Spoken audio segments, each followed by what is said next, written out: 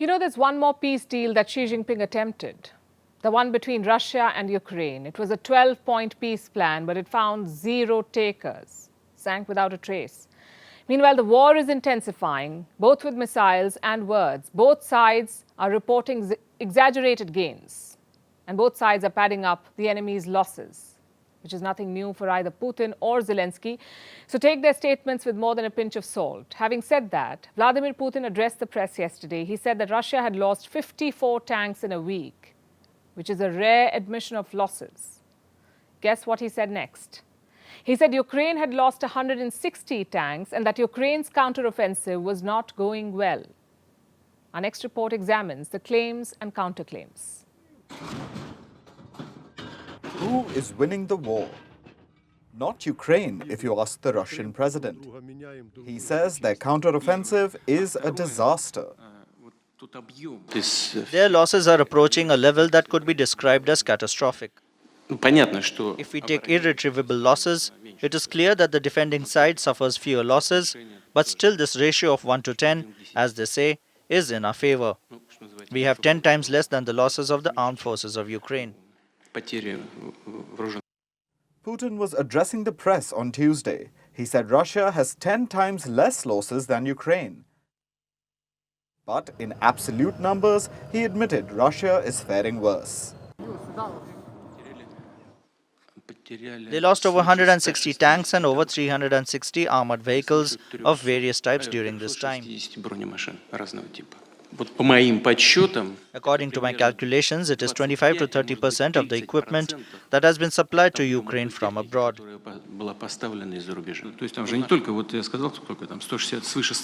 There are not only, as I said, over 160 tanks and 360 infantry fighting vehicles. This is not all NATO equipment. Soviet-made armored vehicles are also being destroyed there, but both Bradleys and the Leopards are burning really well. As for our losses, let the Defense Ministry speak on other data, on personal losses, but as for the tanks, as I've said, they have lost over 160, we have lost 54. Some of them can be restored and repaired.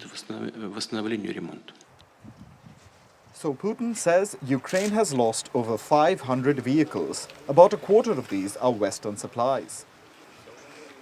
Some Leopard tanks and Bradley armored fighting vehicles have been destroyed.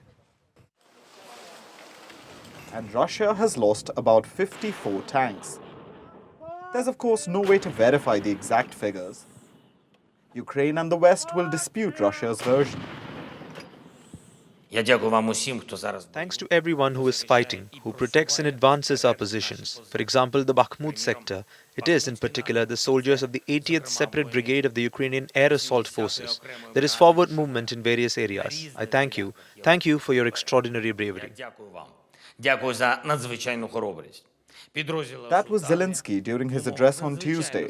At the same time, the NATO Secretary General Jens Stoltenberg was in the US.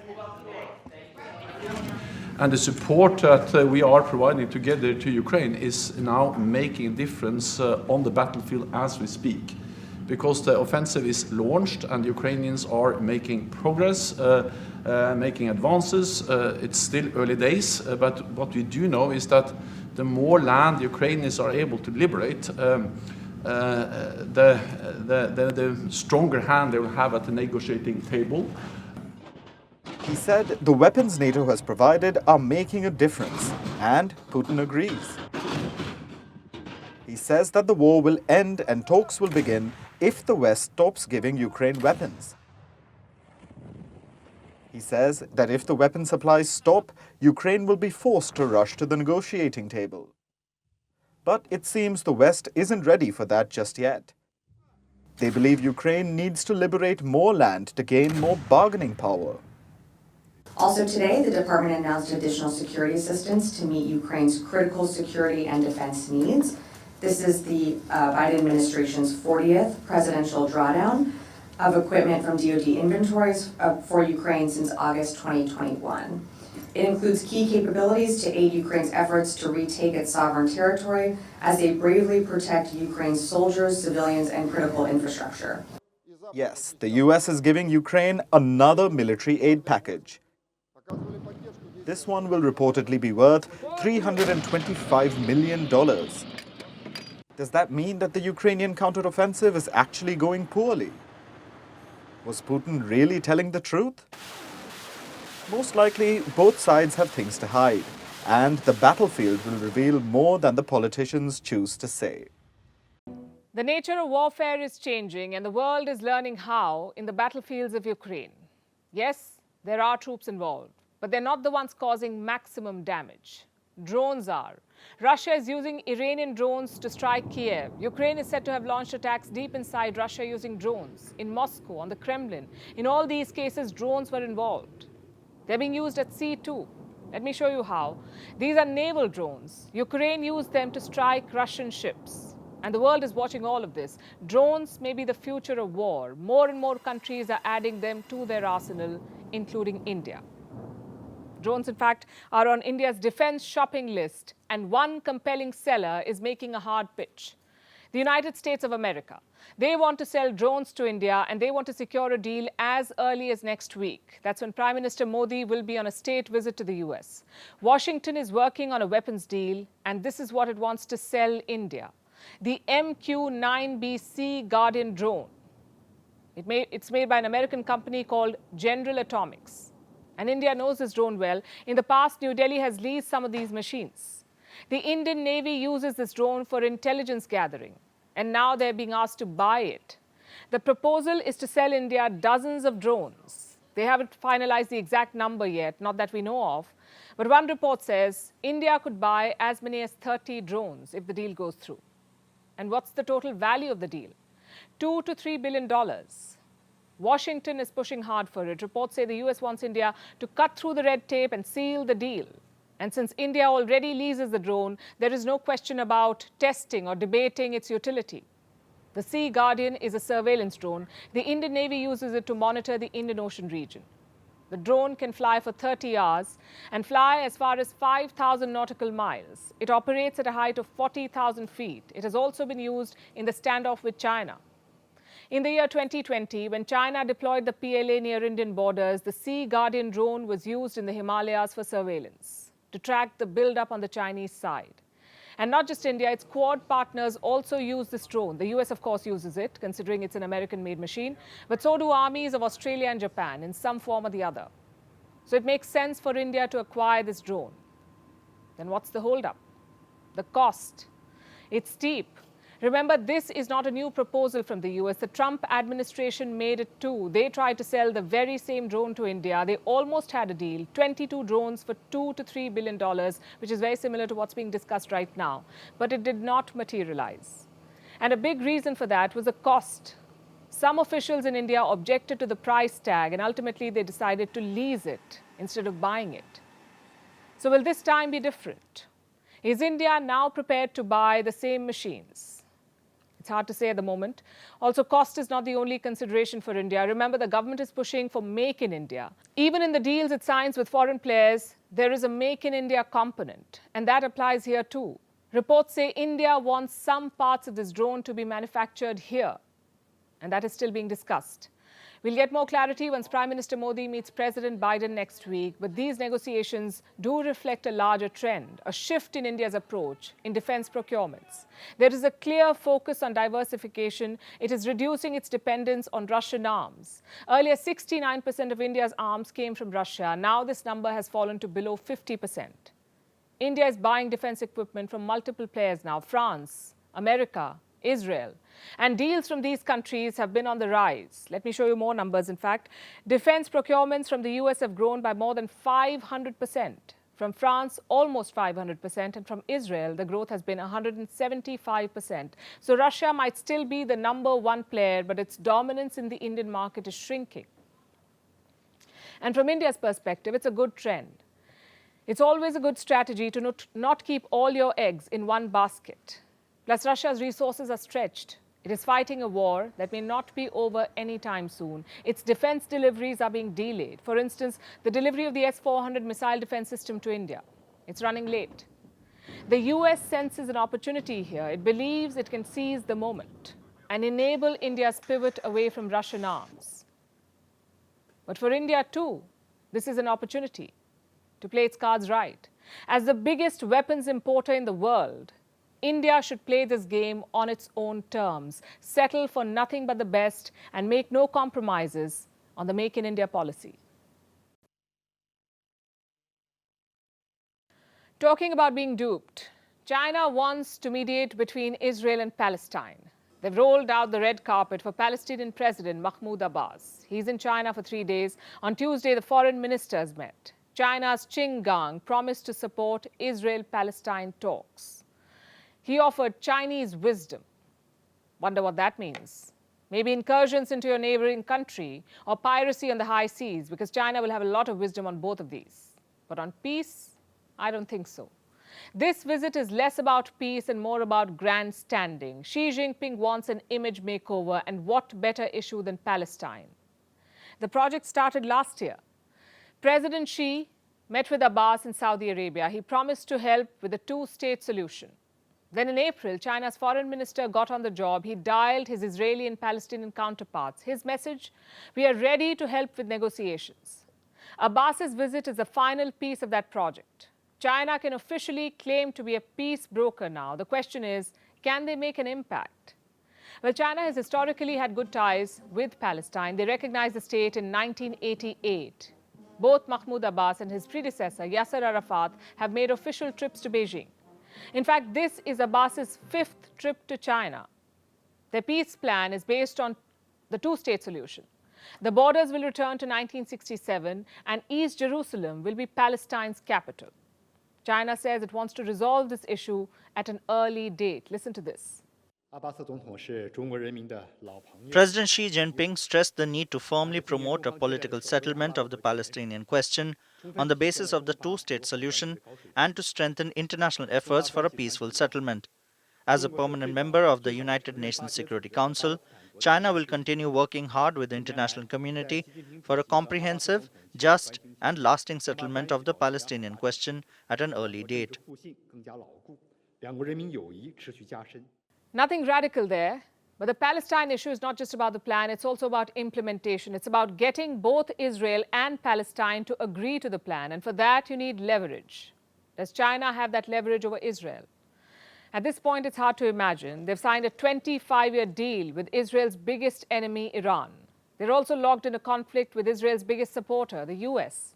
So the question doesn't quite make sense. The equation doesn't make sense, rather.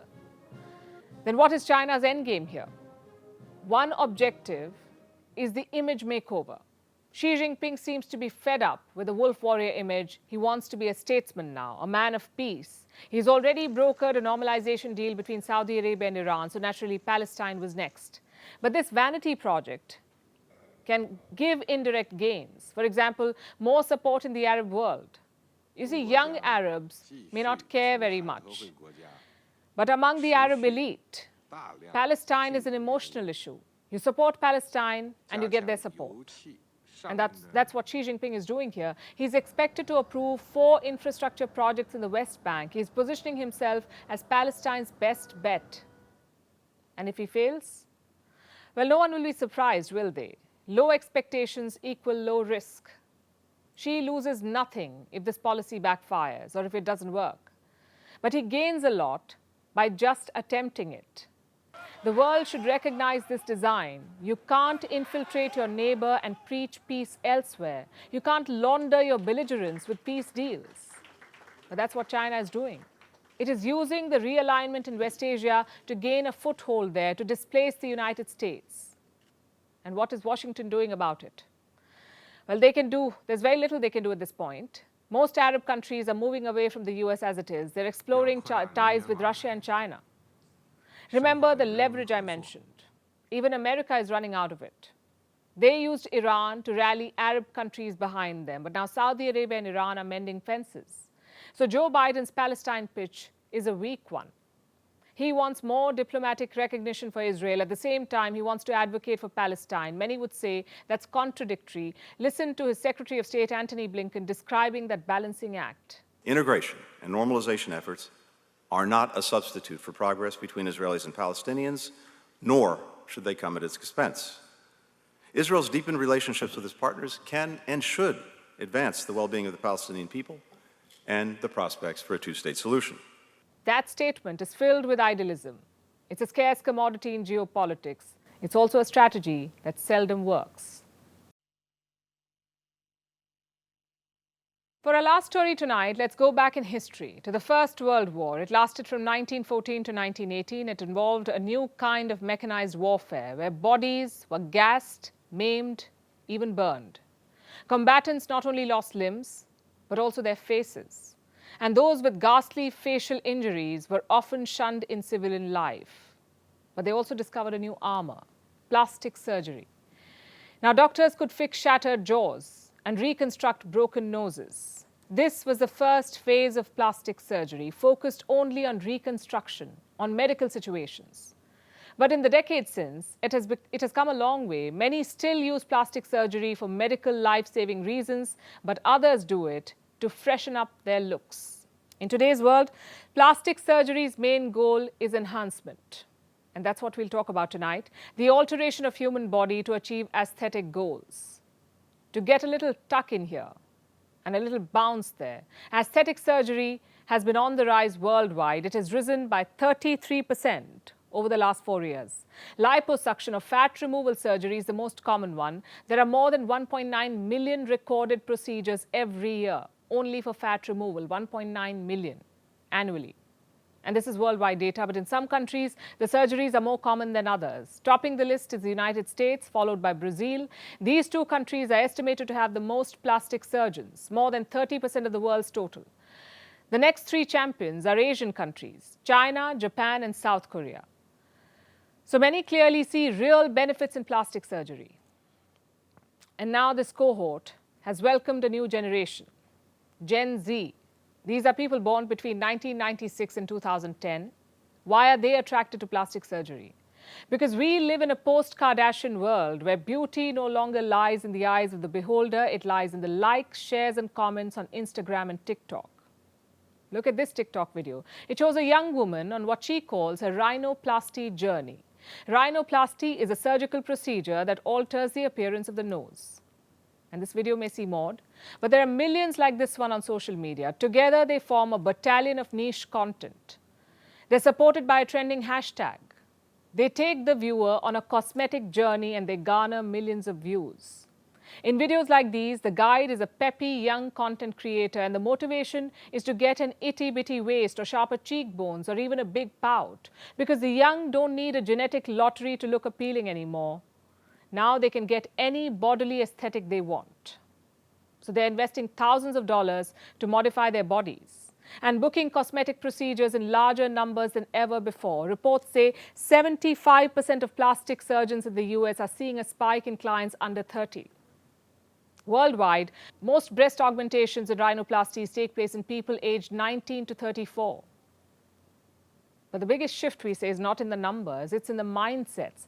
Back in the days, that surgeries used to be a hush-hush affair. Now they make for good content. So Gen Z is banging the digital drum and sharing their cosmetic surgery journeys online. Take Alex Earle, for example. 22 years old, she celebrated her surgery's one-year anniversary on TikTok. Or Audrey Peters, all of 25, she digitally documented her journey of getting chin fat removal. These women are not the exception, by the way, they are the norm. Now, plastic surgery is a personal choice, and we get that, and 20-somethings are being transparent about it, which we say is an excellent value, transparency. But these are also potentially dangerous procedures. Plastic surgeries are much more than easy, breezy, 30-second time-lapse videos. They can result in blindness, in blocked blood vessels, and even loss of skin and life in extreme cases. So we can't help but question the merits of these aesthetic aspirations. Who is influencing these influencers, and whose idea of beauty are they trying to conform to? Think about it. We'd like to hear from you. Our next story is about games, the kind you play on your console or mobile phone. If you have an Xbox, Call of Duty or World of Warcraft will be part of your daily routine. If you're a mobile gamer, you're probably hooked to Candy Crush. If you play all these games, then this story is for you and you don't want to miss it, because the future of your favorite games is being decided as we speak. Call of Duty, World of Warcraft, Candy Crush, these are some of the most popular games in the world. They're also made by the same company. It's called Activision Blizzard. This is an American video game company and it's being sold. To whom? Microsoft, a tech giant, also the maker of Xbox. Microsoft is ready to pay $69 billion for this takeover. This is the biggest deal in the gaming industry. Experts are calling it a marriage made in heaven. Activision makes some of the most popular games in the world and Microsoft builds Xbox. It's one of the two gaming consoles in existence. The other one is Sony's PlayStation. So for Microsoft, buying Activision makes a lot of sense. It's a classic case of consolidation. Gamers play on Xbox. Why not buy the studio that makes some of the biggest games in the world? But American regulators do not like this idea and they want to block this deal. They have gone to court for it, in fact. The US Federal Trade Commission, or FTC, has filed a case. What is the FTC? It's a regulator that enforces America's antitrust laws. It ensures that monopolies are not created and that the market remains fair for everyone. Now, the FTC thinks that if the Activision deal is allowed, if Activision is sold, then Microsoft will have a monopoly in gaming. They say the deal will, quote unquote, substantially lessen competition in this sector, so there will be lesser innovation and fewer games for you to choose from. Also, prices could be manipulated, and Microsoft could degrade the quality of games on rival consoles. These are the regulators' concerns, so they went to court. The case will be heard next week. This will be in a court in San Francisco, but this is not the only roadblock for Microsoft. Regulators across the world are divided about this deal. Those in the UK, in fact, are also against it. They moved before the American regulators. The UK blocked this buyout back in April. Microsoft has appealed against that decision too. The company's president slammed British regulators. His name is Bard Smith. This is what he said, and I'm quoting, "This decision, I have to say, is probably the darkest day in our 4 decades in Britain." But this scrutiny is not unexpected. Earlier, the European Union also opposed this takeover, but Microsoft was able to persuade Brussels to change its mind. The company made some promises. They promised to offer free licensing deals to all key gaming platforms, and this would allow other platforms, apart from Xbox, to also carry games made by Activision. So players will still have a choice. They won't be forced to buy an Xbox to play a certain game. That's what Microsoft promised. The Europeans relented, but others are still opposed to the acquisition. The legal battles could drag on for weeks, and without approvals, the takeover cannot happen. Regulators in the US and the UK need to sign off. But Microsoft is not without support. Regulators in nearly 40 countries have given a green signal to this deal. This includes major markets like China and Japan, but convincing Western watchdogs will be much harder. So will Microsoft be able to win this game? The outcome will impact gamers across the world. And now it's time for Vantage Shots, images that tell the story. We're starting with China. A strong gust of wind sent a huge canopy flying along with people holding onto it. Some people suffered fractured ribs. In the United States, an uninvited guest took a dip in a backyard swimming pool in Florida. Animal control had to be called in to show the guest out. And in Brazil, a digital exhibition is showing people the beauty of nature through mirrors. And finally, what makes the 14th of June significant? Taking you back in history, on this day in 1949, a monkey was sent to space for the first time. His name was Albert II. The spacecraft carrying the monkey flew till about 134 kilometers, but Albert died due to impact. Back then, countries used to send animals to space to assess their abilities to launch a living organism into space and bring it back alive. We're leaving you with this. Thanks for watching. We'll see you tomorrow.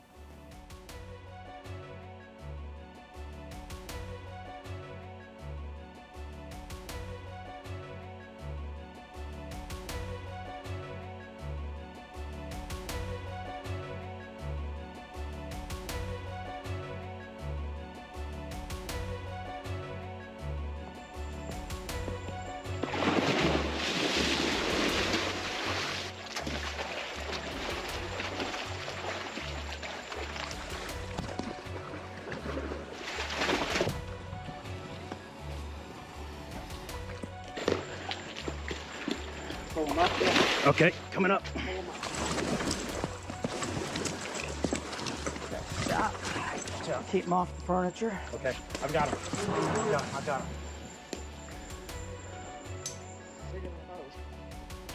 Yeah, luckily this nice swim out made it easier.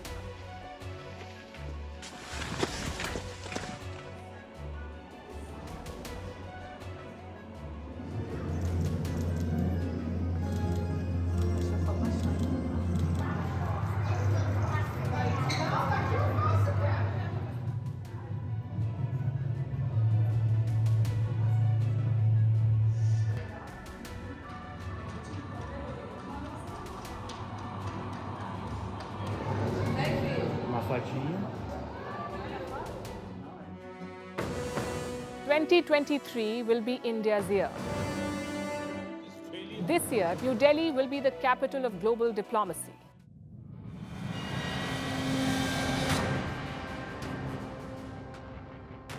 This is China banning the exit of critics from the country. They're not allowed to leave China.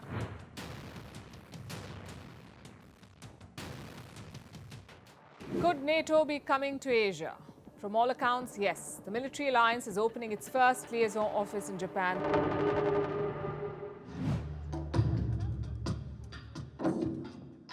Beijing doesn't believe in multipolarity or division of powers.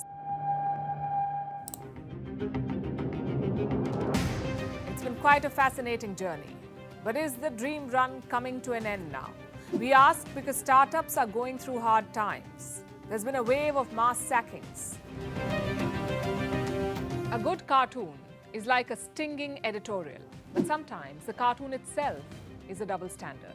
It's a crass attempt at peddling old and racist ideas about India. If you haven't heard of ChatGPT, you've been living under a rock. It can write your essays and emails, do your math worksheets, clear an MBA exam. The possibilities seem endless.